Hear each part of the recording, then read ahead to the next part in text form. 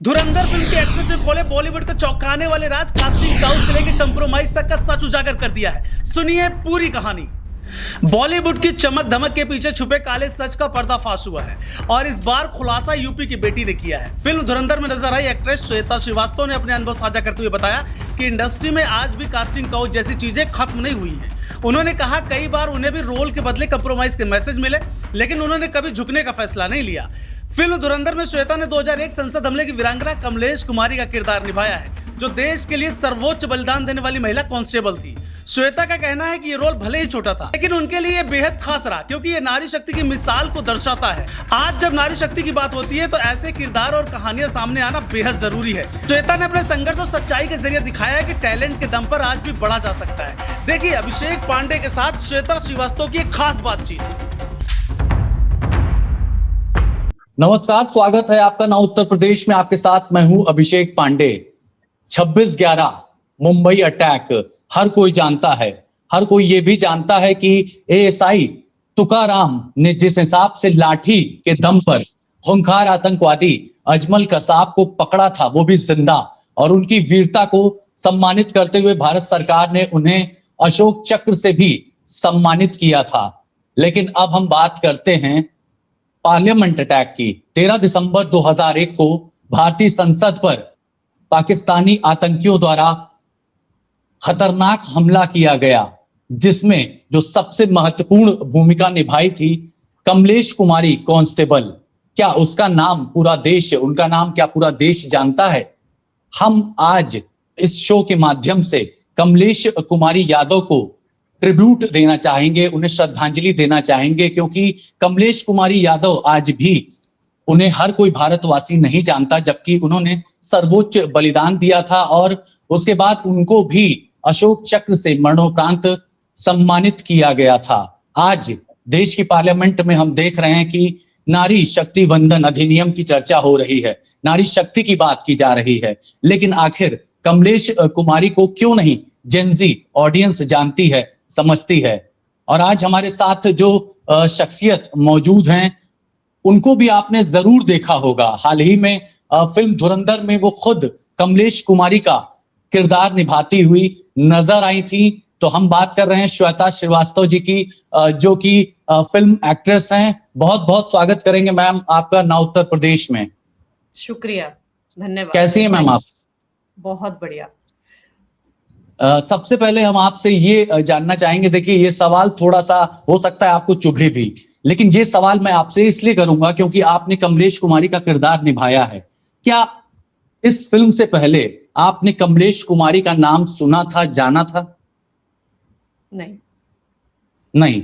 देखिए साफ हो गया, जिन्होंने इस फिल्म का किरदार में कमलेश कुमारी का किरदार निभाया वो भी अनभिज्ञ थी, उन्हें भी जानकारी नहीं थी। तो जेनजी जनरेशन आखिर कैसे कमलेश कुमारी को जानेगी? कमलेश कुमारी हमले के कुछ महीने पहले ही फाफा मऊ प्रयागराज में 101 बटालियन रैपिड एक्शन फोर्स में तैनात रही और उसके बाद संसद हमले से कुछ महीने पहले ही उनकी तैनाती पार्लियामेंट में हुई थी। और उसके बाद उन्होंने जिस हिसाब से वीरता का काम करते हुए शहादत दी, और उसे हम एक बार फिर से नमन करते हैं, श्रद्धांजलि देते हैं। चलिए अब बात करते हैं फिल्म धुरंधर की। बहुत बहुत बधाई आपको मैडम, बहुत बड़ी ब्लॉकबस्टर ये फिल्म साबित हुई है और देश विदेश में धुआं धुआं कर दिया है। अगर हम यूपी और बिहार की भाषा में बात करें, गर्दा उड़ा दिया है इस फिल्म ने, हजारों करोड़ रुपए कमाए हैं। सबसे पहले ये बताइए मैम, आपने पहले भी कई बड़ी फिल्मों में काम किया है, वेब सीरीज में काम किया है, एड में काम किया है। जैसे फिल्म 80 में हमने देखा कि भाई तापसी पन्नू के साथ आप नजर आई। क्रिमिनल जस्टिस 4 में आप पंकज त्रिपाठी जैसे बड़े एक्टर के साथ काम करते हुए नजर आई हैं। लेकिन फिल्म धुरंधर एक बड़ी फिल्म आपके करियर की माइलस्टोन साबित हुई है। इस फिल्म का ऑफर आपको कैसे मिला? इस फिल्म का ऑफर मुझे मुकेश छाबड़ा से मिला। मुकेश छाबड़ा कास्टिंग कंपनी के एक है पंकज, उन्होंने मुझे कॉल किया और उन्होंने मुझे बोला कि मैम ऐसे एक रोल है धुरंधर में, सीआरपीएफ जवान का रोल है। तब तक मुझे नहीं पता था कि मैं कमलेश कुमारी का रोल प्ले कर रही हूँ। तो मैंने इनफैक्ट पंकज को भी बोला कि पंकज एक दिन का काम है, फिर से सेम थिंग मुझे नहीं करना है, मैं प्रेफर करूंगी कोई मीटी अच्छा काफी लंबे शेड्यूल का कोई काम हो। तो उसने बोला कि मैम आप आके ऑडिशन दे दीजिए और उसके बाद डिसाइड करिएगा, पिक्चर बहुत बड़ी है। तो मैंने फिर अपने दोस्तों से बात करी, सबने बोला नहीं जाओ देख के ऑडिशन, तो मैं ऑडिशन देने हम्म। गई और thanks to Pankaj also, thanks to my friends जिन्होंने बड़ा हेल्प किया मुझे। और 2-3 टेक्स हुए मेरे उसमें, और टेक्स में मुझे मरना ही था। मेरा जो ऑडिशन हुआ वो सिर्फ मरने का हुआ कि कितने अच्छे से मैं वो इमोशन को आंखों में लेके मर सकती हूँ। तो उसका ऑडिशन हुआ मेरा एंड बस मैं ऑडिशन देकर आ गई वहां से। मुकेश छाबड़ा मुंबई में थी मैं, तो वहां से फिर मुझे कॉल आ गया नेक्स्ट डे कि आप लॉक हो गए हो इसके लिए। और this is how it landed in my kitty. मतलब मुझे भी विश्वास नहीं हुआ कि ये मेरे भगवान ने कुछ मेरे लिए बहुत अच्छा लिखा था। मुझे लगता है उन्होंने सब मेरे लिए प्लान करके रखा था कि इसकी लाइफ में कुछ ऐसा देंगे जो कि इसको एक बूस्ट देगा आगे बढ़ने के लिए। So I am very thankful Mukesh Chhabra sir का, पंकज का एंड एवरीबडी जो मेरे साथ थे उनके। वेरी बिल्कुल, थैंकफुल। इस फिल्म की शुरुआत में ही हम देखते हैं कि पहले हाईजैक वाला सीन आता है और उसके बाद पार्लियामेंट अटैक का वो दृश्य आता है, जिसमें आप पहले तो मिठाई बांटती हुई नजर आ रही हैं पार्लियामेंट के बाहर, कह रही हैं कि हमारे पति की जो है नौकरी लग गई। और उसके तुरंत बाद दिखाया गया कि एक सफेद रंग की एम्बेसडर कार अंदर आती है, दाखिल होती है तेजी से बैरिकेड्स को तोड़ते हुए। और फिर कमलेश कुमारी का जो किरदार था, उन्होंने तुरंत इत्तला किया वायरलेस से और अपनी जान की परवाह ना करते हुए शहादत दी। और मैंने ये भी देखा कि जब फिल्म देख रहा था मैं थिएटर में, तो जो ऑडियंस थी उस पार्लियामेंट अटैक से तो सदमे में एक बार फिर से आ गई थी। लेकिन जब आपने कहा कि मरने का रोल आपको करना था, तो वो पूरी शिद्दत से आपने किया। आपको बुलेट इंजरी हुई और उसके बाद जब अजीत डोभाल जी आते हैं इस फिल्म में, जो कि सान्याल जी के रोल में थे, तो मैंने देखा कि आप उस पे स्ट्रेचर पर जा रही हैं, खून से लहूलुहान है, और जो एक आई लुक आपने दिया है वो अपने आप में बयां करता है। मेरे अभी भी रोंगटे खड़े हो रहे हैं इस दृश्य को बताते हुए आपको। वो चीज बहुत ऑडियंस से कनेक्ट हो गई, आप वहां नोटिस कर ले गई। ये मैंने देखा है और चर्चा जरूर हुई है, और यही वजह है कि आज बॉलीवुड में अब आपको पहचान की कमी नहीं है, लोग आपको जानने पहचानने लगे हैं। लेकिन इस फिल्म की बात की जाए तो बड़े बड़े किरदार इस फिल्म में थे। संजय दत्त थे इसमें, रणवीर सिंह थे, आर माधवन थे। उनमें अपनी खुद की पहचान बनाना इतने कम से रोल में कितना कठिन रहा, कैसे आपने तैयारी की? हाँ, कठिन तो बहुत था क्योंकि मुझे सच में नहीं पता था कि मैं ऐसी किसी लेडी का रोल प्ले करने जा रही हूँ, क्योंकि मेरे लिए बहुत बड़ा एक वो था कि मैं जस्टिस कर पाऊंगी कि नहीं, क्योंकि वो उन्होंने बहुत बड़ा कदम उठाया था पार्लियामेंट अटैक को इन्फॉर्म करने के लिए। वो बहुत बड़ी चीज थी। जब मैं वहां पहुंची तो मुझे पता चला कि मैं कमलेश कुमारी यादव का रोल प्ले कर रही हूँ, तो मैंने ऑफ कोर्स थोड़ा रिसर्च किया उनके बारे में, उनके लिए वीडियोस देखी, उनकी फैमिली के बारे में पढ़ा, उनके बारे में पढ़ा। धीरे से फिर मैंने वो सब जब रिसर्च करी, उसके बाद धीरे धीरे मैंने अपने आप को उस किरदार में ढालने की कोशिश करी। और वो जो इमोशन मेरा सच में निकल के आया ना, मैं खुद भी नहीं बता पाऊंगी कि कैसे आया, बट उस टाइम पे मैं कमलेश कुमारी ही थी।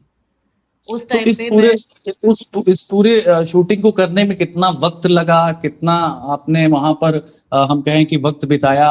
पार्लियामेंट के ठीक बाहर ये शूट हुआ था? ये शूट हुआ है ध्यानचंद स्टेडियम में।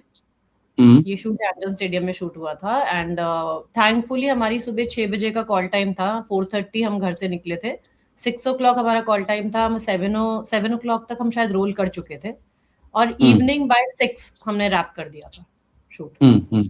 तो आदित्य तो धर के साथ ये पहली आपकी फिल्म थी या इसके पहले भी आप काम नहीं कर नहीं, चुकी हैं? उनके साथ पहली फिल्म थी and I am so lucky. मैं खुद को इतना लकी महसूस करती हूँ कि मैंने इतने अच्छे डायरेक्टर के साथ काम किया, मैंने इतनी अच्छी टीम के साथ काम किया, क्रू इतना अच्छा था, डायरेक्टर सर बहुत ही अच्छे हैं। मतलब आदित्य सर की तो जितनी तारीफ करो उतनी कम है, इतने बिल्कुल, अच्छे पूरा इंसान पूरा हैं। देश अब उनकी तारीफ कर रहा है। मैडम, आप अपने बैकग्राउंड के बारे में बताएं, कब आपने बॉलीवुड में एंट्री की? हमने सुना है कि आप कोरियोग्राफर थी, एक डांस टीचर थी, फिर कैसे आप एक्टिंग में आ गई और कैसे इसको आप आगे ले जा रही हैं?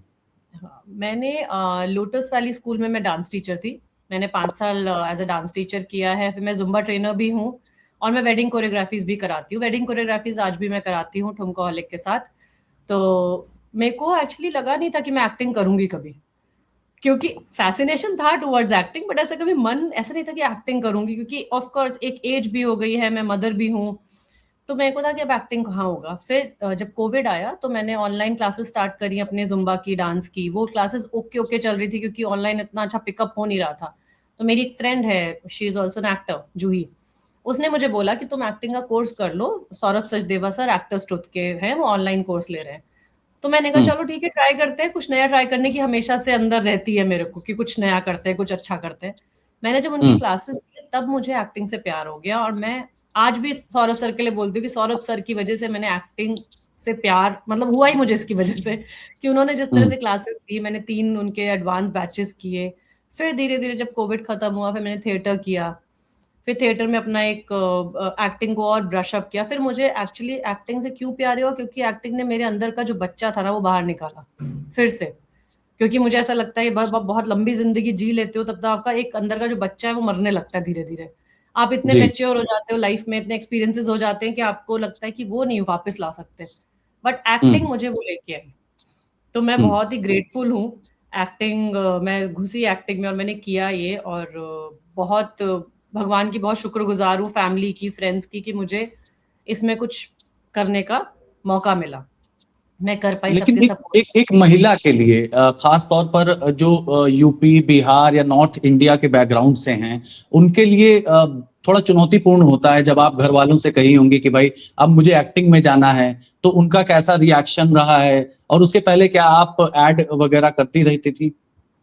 नहीं, मैंने ना मिसेस इंडिया जीता था 2019 में। तो जी। उसके बाद मैंने प्रिंट शूट्स वगैरह काफ़ी करे, बट मैंने एक्टिंग में कभी अपना वो नहीं किया, क्योंकि मेरा थोड़ा है कि मैं अगर किसी भी चीज़ में घुसती हूँ तो मुझे उसको सीखना है। हम्म। मैं बिना सीखे नहीं घुसती कि चलो कुछ नहीं हम्म। कर रहे तो एक्टिंग कर लो, वो नहीं है। मुझे घुसना है, मुझे पढ़ना है उसके बारे में, मुझे घुसना है।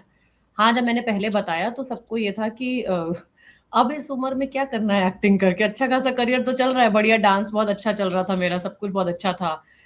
बट फिर हम्म। मैंने जब उनको समझाया, मैं एक चीज़ बिलीव करती हूँ कि अगर आप अपने ड्रीम पे बिलीव करोगे ना तो पूरी दुनिया आपके ड्रीम पे बिलीव करेगी। मगर वो पहला बिलीव आपका खुद का है। तो हम्म। जब मैंने अपने ड्रीम पे बिलीव करना शुरू किया तो मेरे आसपास के लोगों ने भी बिलीव करना शुरू किया। हम्म। फिर मैंने उसकी पढ़ाई करी, वर्कशॉप्स ली, ट्रेनिंग्स ली, आज भी लेती हूँ। मैं अभी रिसेंटली मनाली होके आई हूँ, 15 दिन एक्टिंग ट्रेनिंग पे गई थी मैं। हम्म। चार्मी मैम करके हैं, उन्होंने एक्टिंग ट्रेनिंग दी थी 15 डेज़ की मनाली में। सो आई कीप ऑन लर्निंग। मेरा है कि मैं लर्न करती रहूँगी, जैसे-जैसे मैं लर्न करूँगी वैसे-वैसे मुझे अपॉर्च्युनिटीज़ जब मिलेंगी तो मैं उसको निभा पाऊँगी। अगर मैंने सीखा नहीं होता तो शायद मैं धुरंधर में भी वो रोल नहीं निभा पाती, अगर मैंने अपनी ट्रेनिंग नहीं बरकरार रखी होती। तो हम्म। हाँ, मुश्किल तो होता है जब एज़ अ वुमन आप बताओ घर में जाके कि अब आपको इस उम्र में ये हम्म। करना है। तो हम्म। ऑफ कोर्स सबसे पहले ये होता है कि क्यों करना है, और ये नहीं होता कि उनको इस बात से कोई तकलीफ है, उनको बस ये है कि भाई तुम खुश रहो।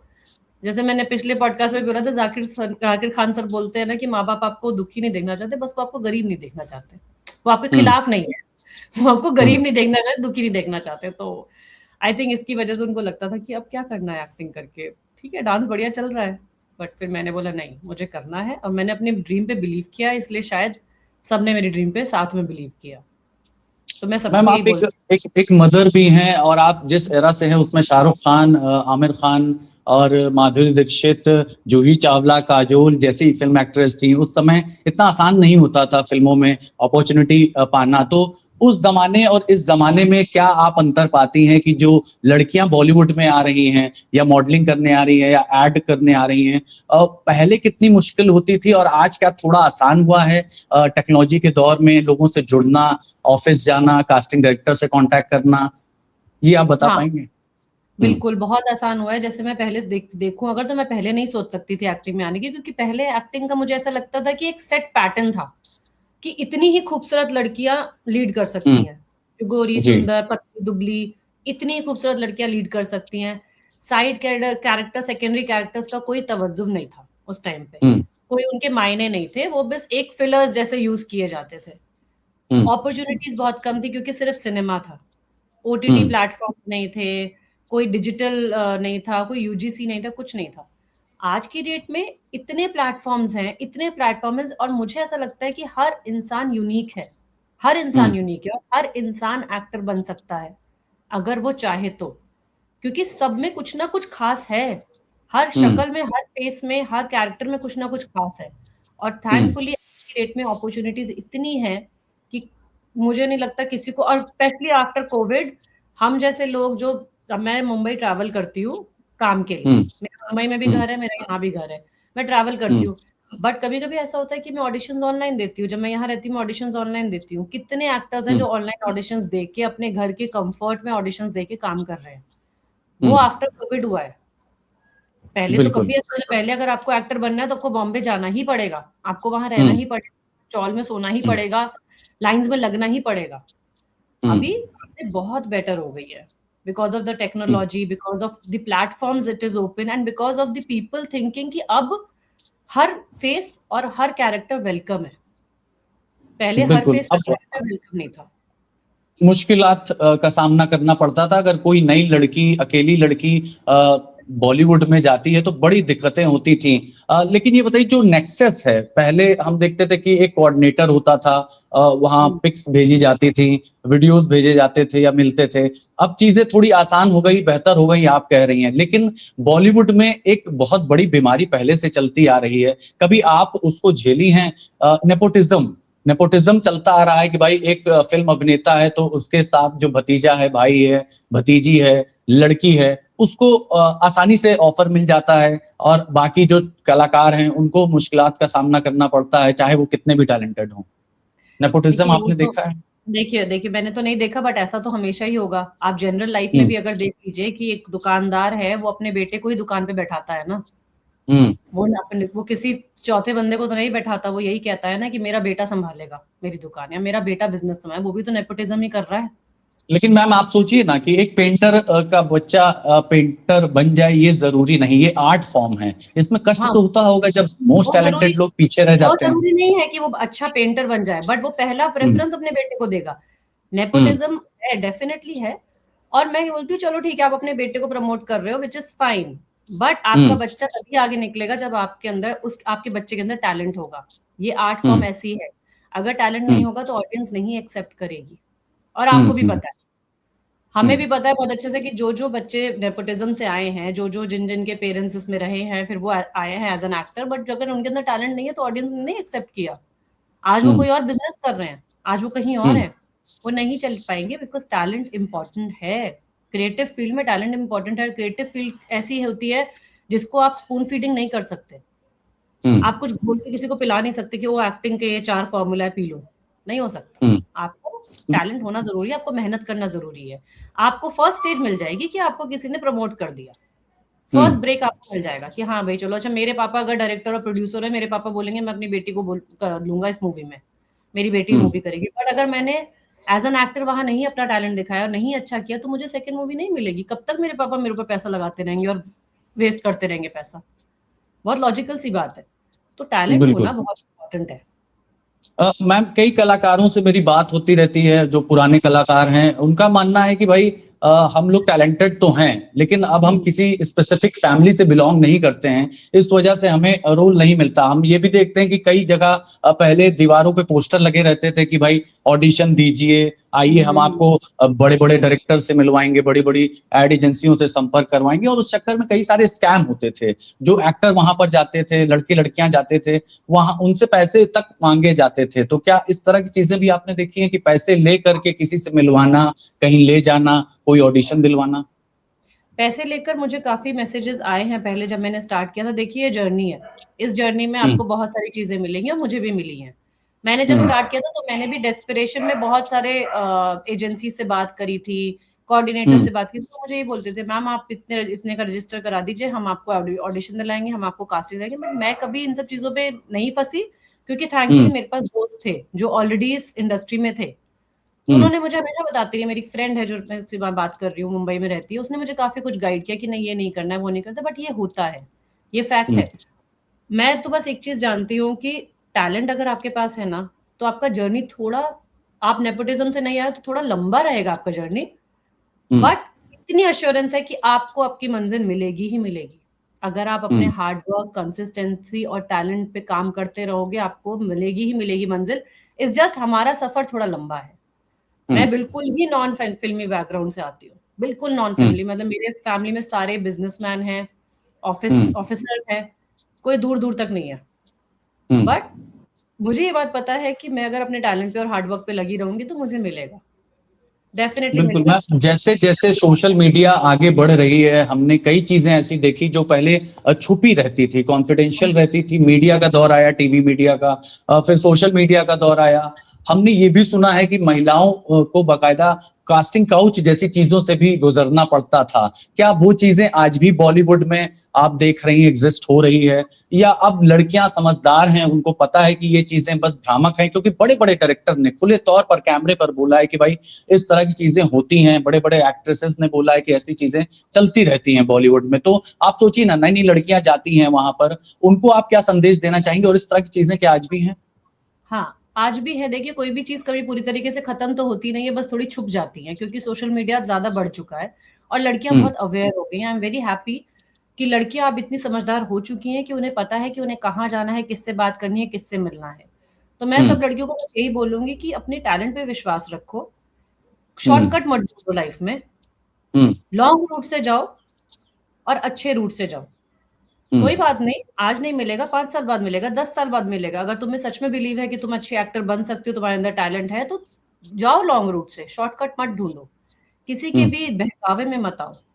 क्योंकि हम्म। कोई भी तुमको, चलो एक बार तुमको शायद कास्टिंग काउच करके तुमको एक रोल दिला भी देगा, उसके हम्म। बाद क्या? कितनी बार, कितनी बार हम्म। तुम उसी ट्रैप में फंसोगी और कितनी बार तुम वही काम करोगी, नहीं कर पाओगी ना। तो अपने हम्म। टैलेंट पे विश्वास रखो, अपने ऊपर विश्वास रखो, सब कुछ मिलेगा बिल्कुल। अगर तुम सही लॉन्ग अच्छे रूट से जाओगे तो। हम्म। तो सही रूट से जाना चाहिए। आपकी भी कई सारी मित्र होंगी, दोस्त होंगे फिल्म इंडस्ट्री में। जब वो इस तरह की चीजों में फंसी तो आप उन्हें कैसे रिकवर किए, या पुलिस में आप लोगों ने शिकायत की? पुलिस में सुनवाई हुई या नहीं हुई? नहीं, थैंकफुली अभी तक ऐसी कोई दोस्त मेरी बुरी तरह फंसी नहीं है। एक दो बार कभी छोटे हम्म। मोटे किस्से हुए हैं, कोई छोटे मोटे किस्से मेरे साथ भी हुए हैं, बट हम्म। हम लोग इतने समझदार रहे हैं कि हमने कभी भी उसको आगे लेके ही नहीं गए, क्योंकि हमें पता है कि ये हमें फंसाने की बात हो रही है। क्योंकि जब हम्म। स्टार्ट किया था, मुझे भी ऐसे मैसेजेस आए हैं कि आप कॉम्प्रोमाइज करने को तैयार हो क्या? तो डायरेक्टली मैंने, डायरेक्टली। हाँ, डायरेक्टली मैसेज आया है कि आप कॉम्प्रोमाइज करने को तैयार हो तो बताओ। तो मैंने साफ हम्म। सीधे मैसेज करके ब्लॉक ही किया है कि no, I am not interested, and I hmm. Block that number. मैंने ब्लॉक कर दिया वो नंबर, फिर कभी लाइफ में नहीं उनका मैसेज या कॉल आया। तो ऐसा नहीं है, हर कोई, हर किसी की जर्नी में ये सब चीजें आती हैं। आपको खुद हम्म। पता होना चाहिए कि आपको कैसे हैंडल करना है।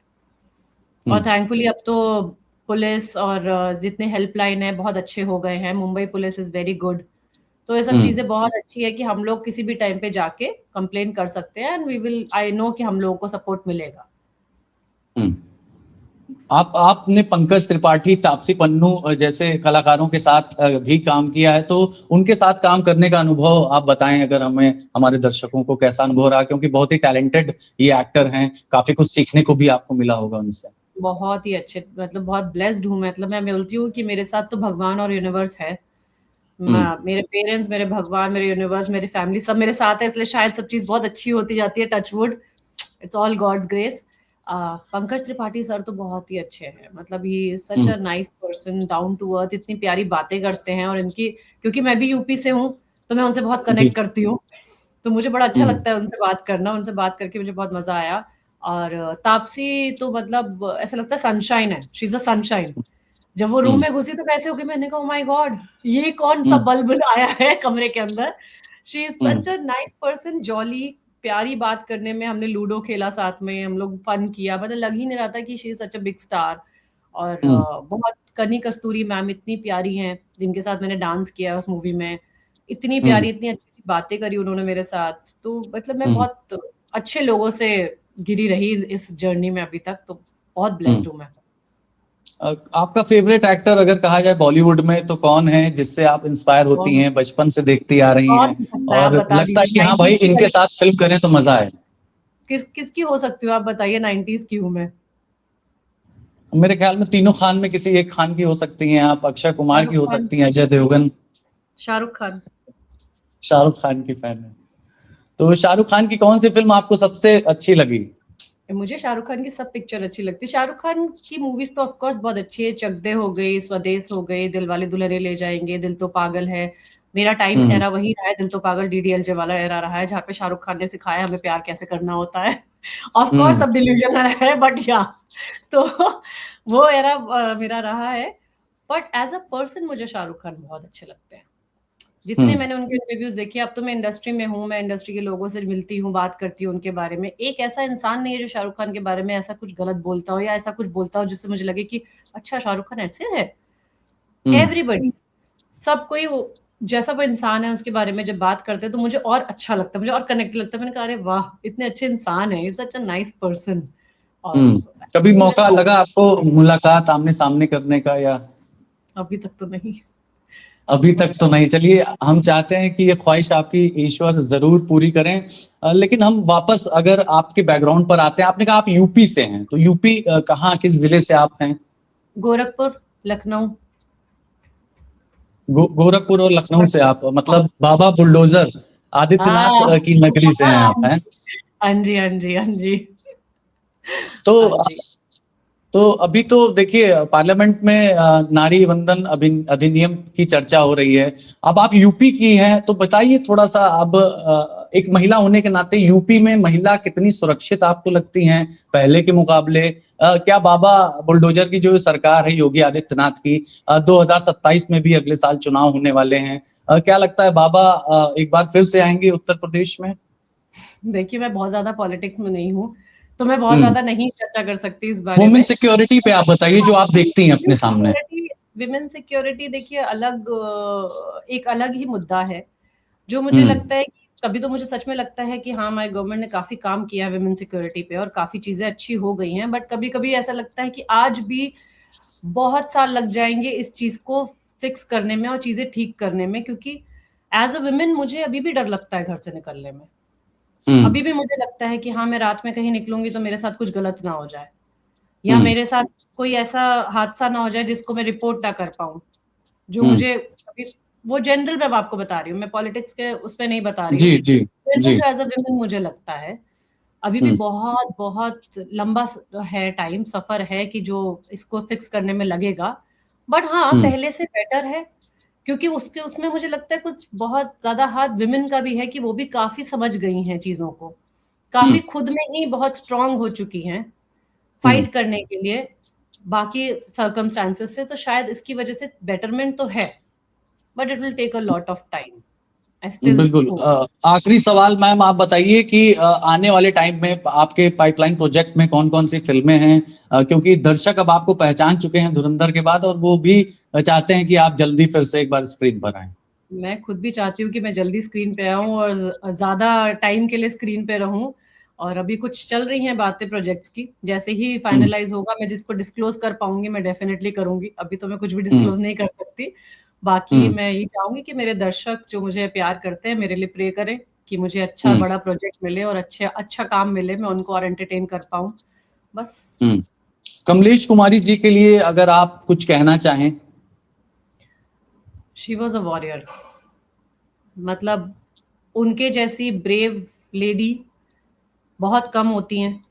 और मैं समझ सकती हूँ कि उनके परिवार के ऊपर क्या बीती होगी जब वो गई होंगी इस तरीके से। और मुझे ऐसा लगता है मैं बहुत ना, भगवान ने मुझे बहुत चुन के ये रोल दिया है, क्योंकि मैं बहुत ज्यादा कनेक्टेड फील करा। जब मैंने वो रोल प्ले किया मैंने उनसे बहुत ज्यादा कनेक्टेड फील करा और मैं हम्म इमोशनली बहुत कनेक्टेड हो गई उनसे। हम्म तो मतलब हैट्स ऑफ, मैं तो उनके लिए कुछ कह भी नहीं सकती, उनको बस एक सल्यूट है मेरी तरफ से। और उनके जैसे लोग नहीं होते हैं। और मैं बिल्कुल ना, उत्तर प्रदेश की टीम भी उनको नमन करती है कोटि कोटि, और सैल्यूट करना चाहेगी। यही मकसद था हमारा आपसे जुड़ने का कि कमलेश कुमारी, जो कि कांस्टेबल थी सीआरपीएफ में, अशोक चक्र से सम्मानित किया गया उनको मरणोपरांत, उनको भी पूरा देश जाने। सिर्फ धुरंधर की एक सीन तक वो सीमित ना रहे, बल्कि उनके बलिदान को, जो उन्होंने सर्वोच्च बलिदान देश के लिए किया है, उसको पूरा देश जाने, छोटा छोटा बच्चा जाने, जेंजी ऑडियंस आज की जाने। यही मकसद था हमारा आपके साथ जुड़ने का। आप हमें समय दी, बहुत बहुत धन्यवाद मैडम, आपका आभार। नमस्कार। थैंक यू, धन्यवाद, शुक्रिया। Thank you. देश दुनिया की हर बड़ी सटीक और भरोसेमंद खबर के लिए अभी विजिट करें हमारी वेबसाइट nowuttarpradesh.com और nownoida.com, क्योंकि यहां सिर्फ सुर्खियां नहीं बल्कि पूरी जानकारी मिलेगी।